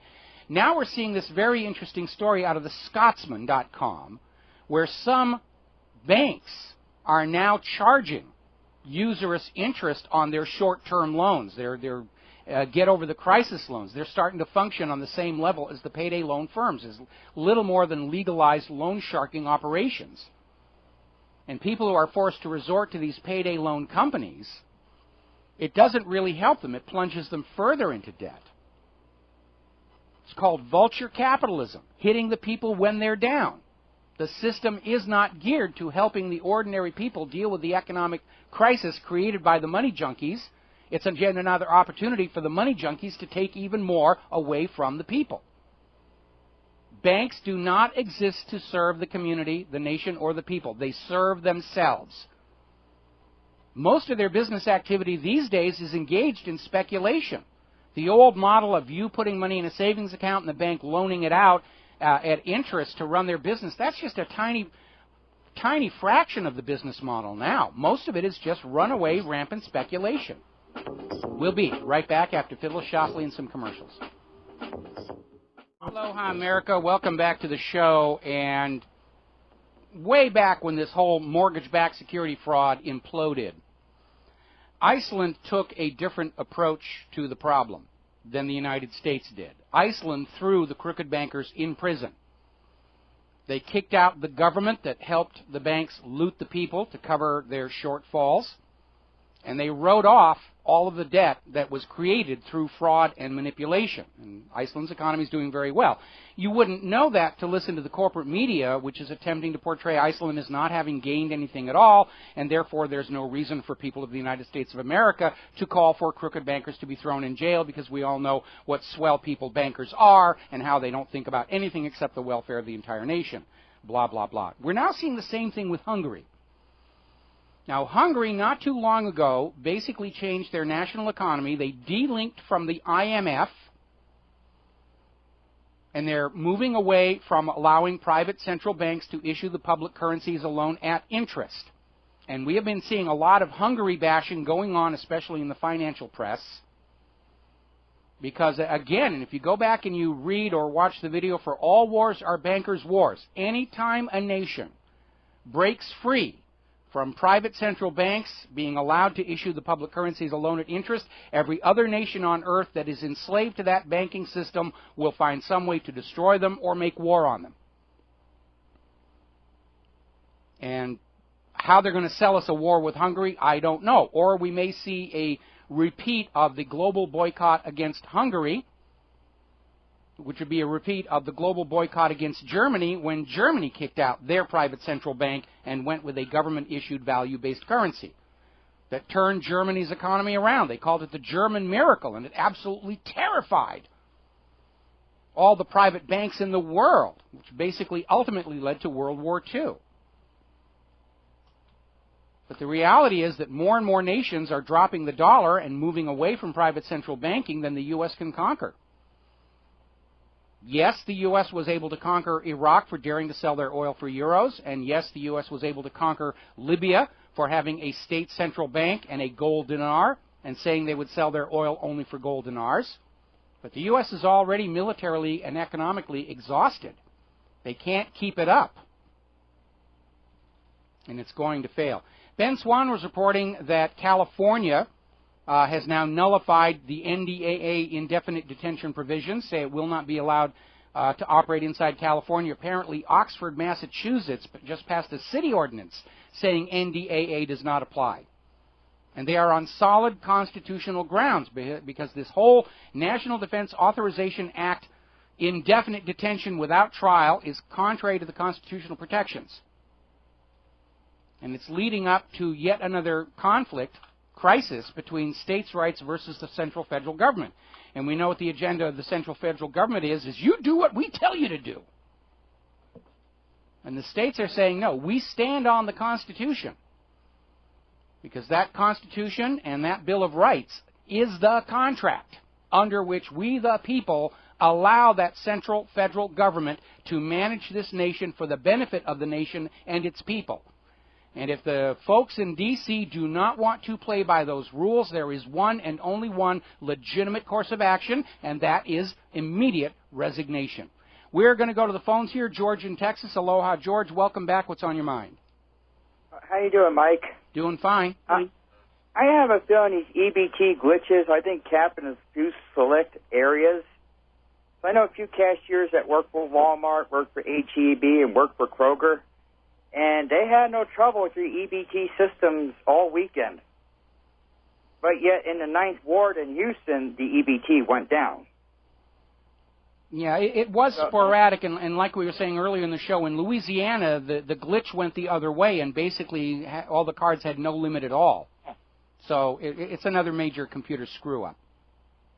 Oh, and the thing is, talking about Iceland, I'm just starting to have a suspicion that certain broadcasters who claim to be in our movement will not talk about Iceland or Hungary, and I really think they want to keep this crisis going on because they enjoy the notoriety that comes with it, instead of, trying to get this country back and resuming their normal lives once we get our country back. Well, you may actually have something there. I mean, if people see themselves as profiting from constantly getting out there and talking about the issues, but ultimately, we do have to look at solutions. And I know there were some articles that came out over the weekend talking about doom porn and perhaps obsessing a little too much about all the things that are wrong without suggesting alternatives to fix it. But certainly here at this radio show, this radio network, we do talk about solutions. The problem is the solutions we know will work are suggestions that are automatically rejected by the money junkies and by the government because they all involve a loss of profits, a loss of control, a loss of power, and they don't want to go that way. They want to keep on doing what they're doing now because it works for them. It gets them more power, more control, more riches. And they are absolutely not going to let go of that without some kind of a major crisis. Well, and the thing is, I'm not going to mention names, but this broadcast is sort of insulting my intelligence. Like, if I'm not sitting there worried about the world and stolen nukes and all that stuff, and I go take a few hours just to have a little fun, then I'm not serious about taking my country back. Well, yesterday, Mike, I did not listen to the news or anything, and actually I sat there and I bought a nice series of books based on the television series The Waltons. The television show don't really do no justice of actually what the writer was writing. And I learned about what really happened during the Great Depression, how people got through it. Yep. On Walton Mountain. And I would suggest anybody to read those books. They are very, very helpful for first-hand accounts of what happened during the Depression years. Well, very few movies or TV shows ever do justice to the books that they're really based on. And partly that is scale of economy. You can't fit everything into 30, 60, or 90 minutes. The other part of course, is that very often there's political influence to conceal from the movie TV audience what the message really was of the original work. And I can think of no better example of that than The Wizard of Oz, which was presented in this wonderful movie that was very entertaining, but completely obliterated the fact that L. Frank Baum was using Oz as a metaphor for what was going on in the United States at the time. A good example of that, of course, is in the original Oz books. Dorothy's footwear were silver slippers. And it was the idea of silver being a silver-backed currency taking you down the yellow brick road to this assumed paradise in the land of Oz. And it was simply changed to ruby slippers because they look better on the light. But the complete metaphor, the message that L. Frank Baum was trying to say never made it to the movie. Same thing with Gulliver's Travels, which was a metaphor for the political mechanism of its day. And that's part of, convincing Americans that they know what Wizard of Oz and Gulliver's Travel are all about when they don't actually get the message. And I think it's another reason why, as Phyllis Schlafly keeps pointing out, the Common Core educational reading requirements de-emphasize the classics of American literature and focus on government-issued propaganda handouts, because it's a way of erasing certain concepts from the public consciousness. I think there's one good step going in my county. There's a petition going around on the primary ballot. There's a petition making it absolutely, law in the county that the school board, that zero tolerance policies are going to be stripped from the schools by the parents, because you can't have wood shop, you can't have metal shop with these zero tolerance policies. Yeah, it's gone completely around the bend, and the agenda here is to just get people to be so terrified of doing anything without government permission that they're paralyzed, and it is political repression. We're coming up on a commercial break. George, I got to let you go here. We're going to be back after some commercials with another phone call after these words from our sponsors. And aloha, America. Welcome back to the show here. We're going to go back to the phones. Chuck in Texas. Aloha, Chuck. Welcome to the show. What's on your mind today? Hey, Mike. Well, I wanted to talk to you about the California bill that was passed and the same very similar bill down here in Texas against the NDAA. Yes. Both of them are eye candy. They do absolutely nothing. They were put together as a cover for politicians. That's why everybody signed on to it. Mm-hmm. And the argument for going with that rather than what the people against the NDAA, PANDA, Unite.org, the resolutions that they write have teeth in them. Those are the ones that passed in Albany and Oxford. But these ones that Texas has adopted and California have adopted, they're absolute eye candy. And the 10th Amendment Center is one at odds with us trying to get the stronger ones passed. Their excuses, well, we can get these passed. But once they get them passed, we cannot hardly get any listen at all to come back with something with more teeth. It does not work that way. They're throwing cover for the politicians. I call out the 10th Amendment Center publicly for betraying the movement, because they're putting out eye candy so they can get more members rather than putting something out that really matters. This is horrible what they have done. They have absolutely cut the legs out from underneath PANDA and all the other organizations that are fighting against the NDAA, because now the politicians can say, well, we already addressed that. All they said was, we'll just sit back. You can take a Californian. You can take a Texan. Down here in Texas, at least we got it to be a misdemeanor if they kidnap and kill a Texan. California's better than that. They're like, well, we won't help you. We'll just sit back and drink our lattes, but you can have a Californian. We just won't help you. How's that? Does that sound like offending anybody? No, it really doesn't. I can see where from the other side the idea is to score a symbolic victory as opposed to trying to pass a bill with real teeth that might be defeated. And I'm sure probably that from the point of view of the state legislatures and the governors, they're still trying to avoid a direct confrontation with the federal government, especially as the government arms itself. It's a very, very complex issue, but I think certainly in terms of political perception, they're as weak as they are, they're still a slap against the federal government. And right now the federal government is dealing with issues of its own credibility and legitimacy. So I think these bills, even if they are weak, still have some value to them. But I agree, it would be better. It would be better if we did have the states actually standing up and saying, we will resist with force any attempt to grab our state citizens under the NDAA. You come in with a warrant for their arrest for a crime and you take them through due process, or you don't get them at all.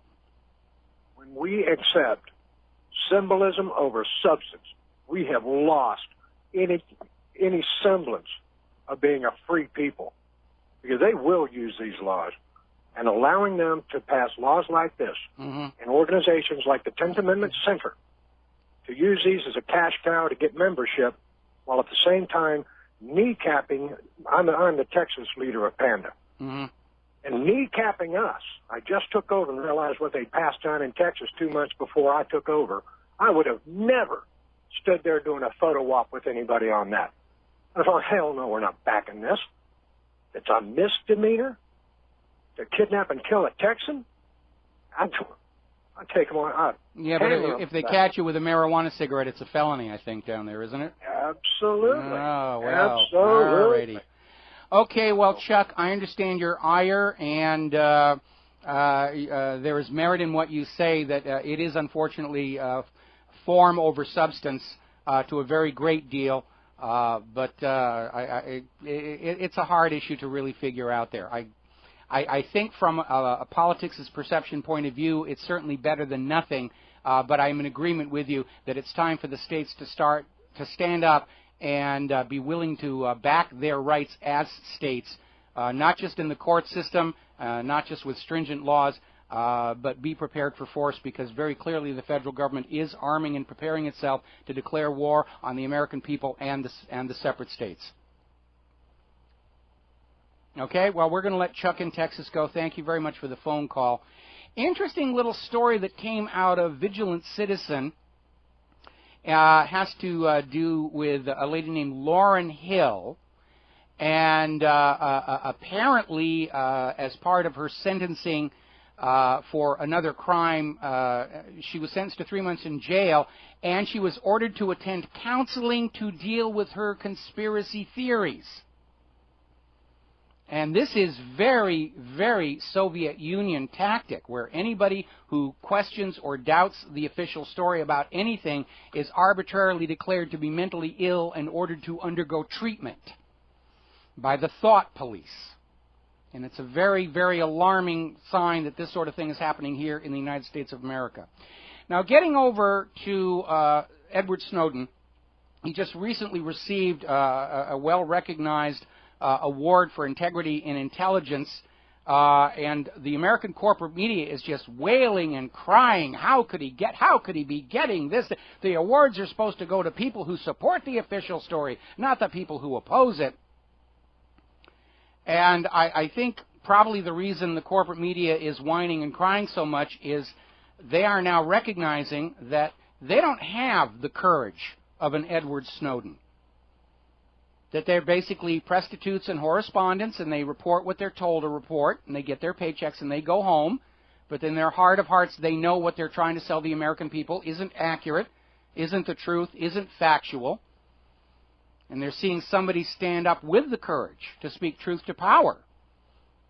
And they're resentful because it reminds them that they themselves in the corporate media are a bunch of cowards who are paid propagandists and liars, and they don't like being forced to look into a mirror, which is what Edward Snowden has done. So they're whining and crying about that. Meanwhile, somebody came out with an interesting plug-in for Facebook for those of you who interact with your mail systems over the web interface as opposed to having Outlook on your local machine.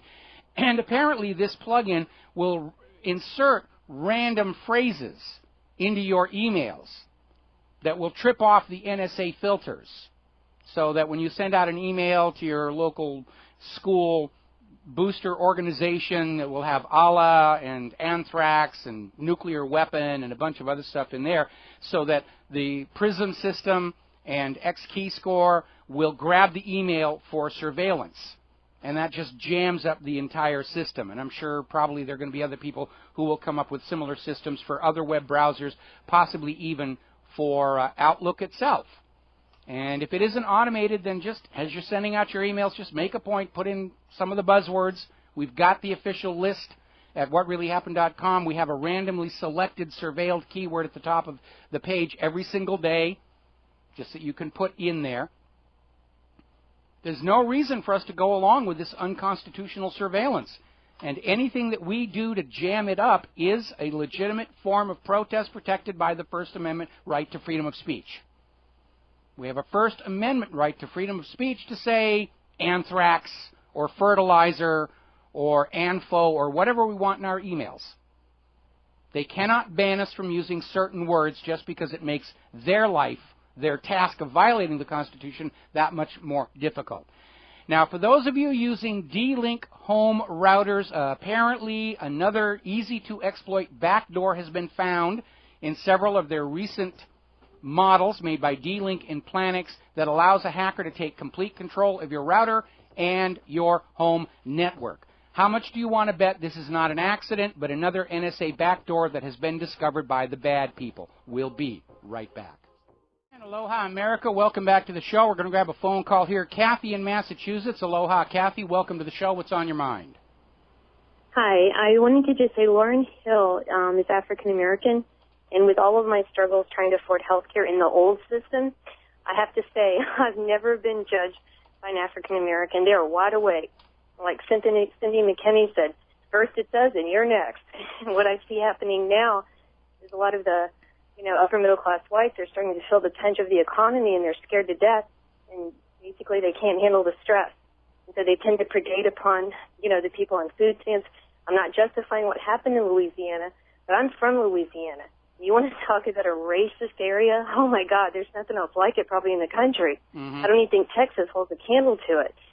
And I'm not justifying what they did, but when I was in Texas and I had the tooth that was infected, it was hundreds of dollars to go to the dental school to get it taken out, and the residents were on leave for 2 weeks.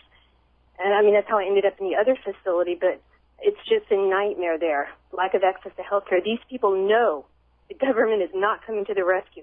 I know that. The people in the trenches. We saw that in New Orleans following Hurricane Katrina, and I know the racism in Louisiana. It's a holdover from pre-Civil War days, and I remember many years ago when I was still working as a professional magician, I did a summer on a riverboat, the Mississippi Queen, and I remember one time we were docked at Natchez under the hill, and I was walking up to Natchez on the hill just to go looking through antique stores and stuff. And halfway up the road, I encountered this elderly black lady pulling this cart, and just my normal instinct, I said, let me help you with that, and grabbed one of the handles. And as we came up over the rise to Natchez, I got stares not just from the white people, but from the black people.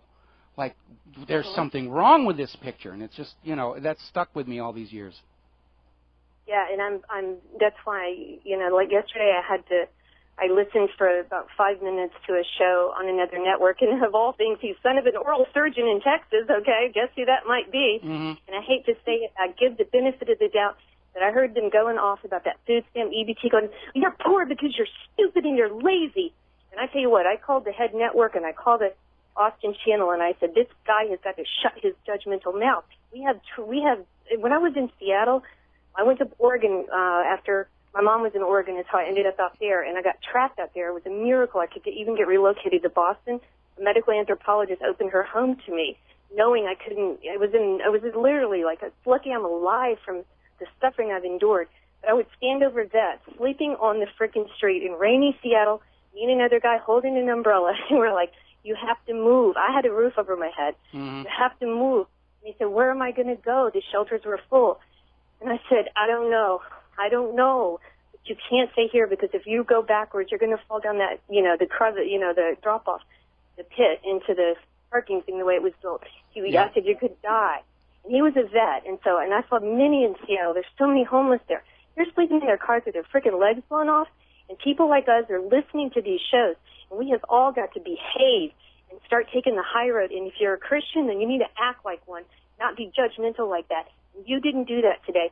And I want to commend you, and I hope others get the drift of that, because you took the high road and you didn't predate upon the vulnerable in the EBT cards going down, and I want to thank you for that. Well, you're welcome for that. And, basically what it is when you have the money junkies with their various scams going on, they don't want to admit to themselves what they're doing is destructive to the local community. Just like anybody who's addicted to heroin or cocaine or any other drug, they just go out of their way to deny that their behavior is causing harm to their loved ones around them or their local community. It's always the other guy's fault. I remember when I was still married to my first wife, Broadzilla, and she was engaging in some things that I thought were very harmful, and her attitude was, well, it's their fault because they let me get away with it. And we're seeing this, with our moneyed class now, where they're enjoying, immense wealth from their various scams and Ponzi schemes and and rigging, and they don't want to admit to themselves what they're doing was morally questionable. So it's their fault because they're stupid. It's their fault because they bought houses they really shouldn't have been able to afford, forgetting how they were being lured in with teaser rates, that first-time home buying credit. The corporate media just saying, yes, go out and buy houses. Now's the time to buy houses. These people who are out there on food stamps did not ask to be there. I've talked with a lot of these people. They went to college. They lived their lives. They played by the rules. They did what society told them they should do to have decent lives, and it was all taken away from them. They did nothing wrong. It was done to them. They are the victims of this predatory economic system that has risen inside the United States of America. And again, this style of banking was the very style of banking we fought a revolution to be free of. And you look at any country in history that is enslaved to a private central bank issuing the public currency as a loan and interest, and you will find an extremely wealthy banker class sitting over an absolutely impoverished and hopeless and homeless population. And that is absolutely the inevitable result of this system of banking, and we need to get rid of it. Hopefully, in the coming crash, because all these private central banks are linked together, they'll all be brought down at the same time, and we, the people of planet Earth, have to stand up and say, no more of this. It is a failed system. Rule by bankers' compound interest is no more legitimate a form of governance than rule by divine right or rule by slavery. The only legitimate form of governance is self-governance, and that certainly means governance over the type of economy the nation will have, the public currency as a public utility. Anything else, Kathy? One last thing, just to quell this racism, and one of the guys also, actually two really quick things. One guy actually who's going to be coming on your network, I heard him say on another show, on another network, say, they're not real Americans like us. Yeah, I'm a real American. And my father was a flight instructor in World War II. I'm a real American, buddy, and you wouldn't last 10 minutes with me. I could chew you up one side and down the other. My tongue would be my sword. I don't need a freaking weapon. My tongue will bring you down because you wouldn't have survived what I have survived and what some of the people in the trenches have survived in this country. And I'm as American as anybody. And I just want to quell that. And just to finish with this African-American lady in Seattle, she had a full-body leg cast on, and she was at a bus stop. And I still had my old Volvo. And I was on, right downtown in Seattle. And I was at this red light, and it was starting to rain, and it looked like it was going to rain a lot. And I said, do you need a ride? And she said, girl, do I need a ride? And she climbed in my Volvo, and I took her to the pharmacy. And then it was just this, amazing evening, and I've never seen her again. And I tell you what, that African-American lady, she saved my diabetic rear end for the next 2 years. She told me how to survive and how to cope, because as a former uppity white chick, I would be freaking dead, except if I hadn't been nice and been willing to give the lady with a ride in her car. I need to cut you off here because we're almost at the commercial break here, but I want to make a point that I keep making over and over again. Newborn babies don't know they're supposed to be hating certain other people. If you take a bunch of white babies and yellow babies and red babies and black babies, they'll play with each other. Okay, they don't know they're supposed to hate the other person. Newborn babies don't know they're supposed to be shocked by certain words or certain ideas or certain lifestyles. All of that is taught to you in order to control you, to make you useful to certain political agendas. I love that song that Rodgers and Hammerstein put in South Pacific, You've Got to Be Carefully Taught. You've got to be taught all the same people your relatives hate. I forget the lyrics, but it was that whole point. And it's all learned. People can get together, Christians, Jews, Muslims, gays, straights, whatever. All of these divisions are artificially created by political opportunists to say, we've got to band together because they're coming to get you, and if you support me and give me your money and fight my wars, I'll protect you from those evil people over there. And you're absolutely right. That idea about they're not real Americans is almost laughable. The only real Americans are the Clovis people. And everybody else since then is an immigrant. Now, that doesn't mean I think we should open the borders to anybody who wants to come in here, but there is a legal process for immigration, and if you come through it, welcome to our country. Have fun. Go to Disneyland. But this idea of simply opening the borders and letting anybody at all come in when they want, that's obviously for a political agenda, but it is not what is in the best long-term economic interest of this country. Kathy, got to let you go here. We're coming up on a commercial break, and I got to wrap a few things up here.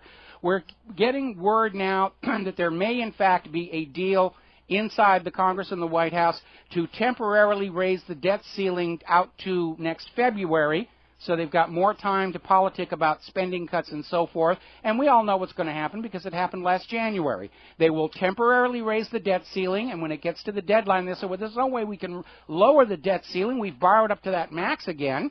They've maxed out another credit card. So it's a way of raising the debt ceiling without the American people getting upset about the increase in debt. Because we all know that Barack Obama is smoking opium when he says raising the debt ceiling does not automatically raise the indebtedness of this country. That's complete and utter nonsense. Certainly history has put the lie to that latest prevarication from Obama. We'll be back after these words from our sponsors. Aloha, America. Welcome back to the show. And the corporate media is now really pushing this new deal that they've got to temporarily raise the U.S. debt ceiling through to February 15th. And, of course, we know what's going to happen come February 15th. They won't be able to lower the debt ceiling back down again, and it'll be made permanent then, when hopefully the American people are distracted looking at something else, like war with Iran or whatnot. Now, interestingly enough, last Thursday when Treasury Secretary Jacob Lew was testifying before the Senate Finance Committee in support of raising the debt ceiling, and he was quizzed about just how Treasury handles the new debt. And he went through this long, involved situation of raising the debt and bringing in new tax revenues and everything. And over at cnsnews.com, they pointed out that his description of how Treasury handles the debt is almost word for word the Security and Exchange Commission's definition of a Ponzi scheme, which is not a surprise to those of you listening to this show because you've all known that for years. But basically, Treasury Secretary Lew was saying to the Senate, they're running the U.S. government's debt as a Ponzi scheme. And we know that all Ponzi schemes collapse.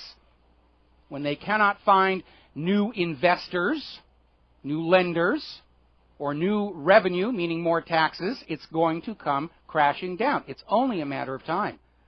No nation with a private central bank issuing the public currency as a loan at interest has endured fiat currencies. In fact, there's a wonderful story we just put up at whatreallyhappened.com about 9 secrets about money that will probably shock you. And in there is the fact that these fiat-issued debt currencies do have a finite lifespan. They don't last very long. We're pushing the envelope as it is.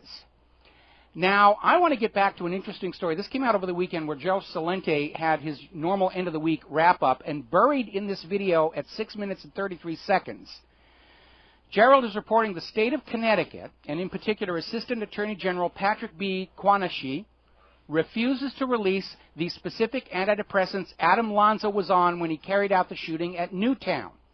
And he includes the actual video in which Patrick B. Quanashi states that even if in this one case Lanza's actions were caused by his medication, this is not useful information for the public to have because it might convince people to stop taking their prescription medication, and that would be a disaster, especially for the pharmaceutical companies.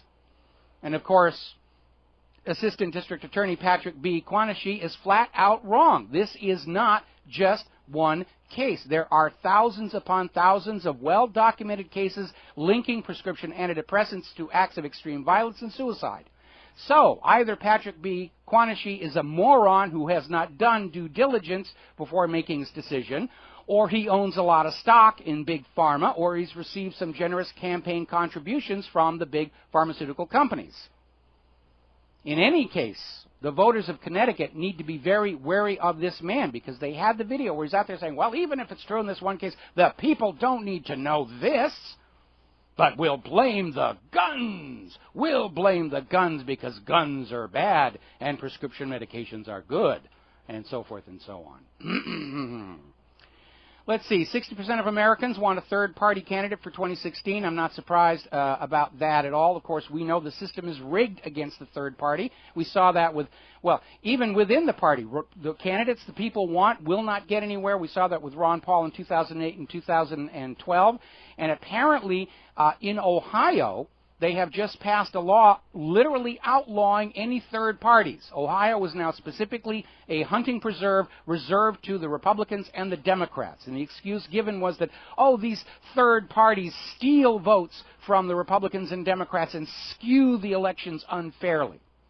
Now, you show me where in the Constitution of the United States of America it says we are supposed to only have two parties. You will not find it in there. When the United States was started, parties came and went. Each new agenda, each new politician would have their party and attract supporters and build a coalition and a consensus to win elections. The reason we have a two-party system in this country is all about money. Because before the rise of the two-party system, when you had 5, 10, 15 parties, those who wanted to buy the election system and bypass the voters would have to contribute campaign donations to all 10 or 15 parties in order to own whichever candidate won. So with a two-party system, that saves these money junkies costs. They only have to donate to two candidates in order to bypass the will of the people. And that's the reason we have a two-party system. And it is not legal, it is not constitutional, and the traditional parties in Ohio have absolutely no legal foundation for banning third parties. It's kind of what we're seeing Greece do right now with Golden Dawn. We don't like you. You're not part of the entrenched system. Therefore, you are banned and declared illegal. According to a recent poll in NBC and the Wall Street Journal, 60% of Americans say fire every member of Congress. We ran our own poll at whatreallyhappened.com. We came out with 96% said fire every member of Congress. I know there's a lot of people screaming, impeach Obama, impeach Obama. It's time to impeach the entire government because it is a systemic problem. If we get rid of Obama, Biden moves in. He's just as pro-Israel, pro-business, and he's already starting to run for 2016. It's no one individual. It's no one individual party. It is a systemic problem. The entire system is corrupted beyond redemption. We need to acknowledge that. Absolutely need to acknowledge that. All righty. Let's see. Apparently, the regulatory framework that guides the approval process for new pharmaceutical drugs is becoming more and more compromised as drug companies continue to chip away at core functions. Safety testing. According to a new report by Reuters, new cancer drugs are among the worst offenders these days, with many of them now successfully completely bypassing the normal clinical trial process to get them on the market as quickly as possible. This from the same industry that's absolutely adamant that you not be allowed to go down to your local health food store and buy herbs and other supplements off the shelf, with hundreds of years proven history of benefit to the patients. It's all being driven by the money. By the way, over this last weekend, we also had another protest on top of the truckers and the veterans, was a worldwide protest against Monsanto and the dangers of genetically modified crops. And apparently another victory has been scored down in Mexico, where the courts now have ruled that Monsanto and Pioneer must stop selling genetically modified seeds in Mexico. So more and more countries are acknowledging this technology is very dangerous. It's been handled in a very reckless and cavalier fashion. There are proven problems with this technology. And all of Monsanto's money and all of Monsanto's lobbyists are not able to prevail in many countries.